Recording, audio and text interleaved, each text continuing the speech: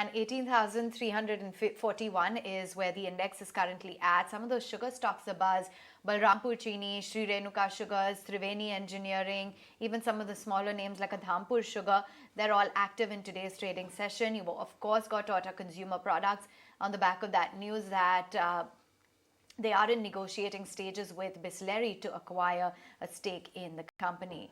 But getting a move on then, lots of other newsmakers in today's trading session. So let's take stock of them one by one. First up, Russian crude is available at discounted of more than $20 a barrel as the G7 nations are seeking a price cap on Russian oil in the range of $65 to $70 a barrel.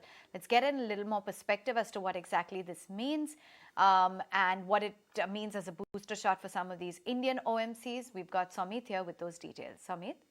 Well, if you see, the G7 nations are looking to put a price cap on the Russian oil at around 62 to 60, 65 to $70 per barrel level, while the Russian oil prices are trading at around 62 to $63 per barrel level. Now, this as compared to Brent crude, which is trading at $85 per barrel level, which means that the Russian crude is trading at a steep discount of more than $20 per barrel level when compared to Brent crude. And as we all know that Indian or PSU oil refiners have been importing from Russia, so this would actually boost the gross refining margins of this PSU refiners. Now, in the second quarter of FY23, India imported close to 55.4 million metric tons of Brent crude, of which 19% was sourced from Russia. Now, Indian PSU refiners at this moment are sourcing close to 10 to 20% of the crude requirements from Russia, and according to analyst calculations, for every 10% of crude which is sourced from Russia, the gross refining margins of this PSU refiners increases by around $2 per barrel, and also for every $1 per barrel rise in the gross refining margins,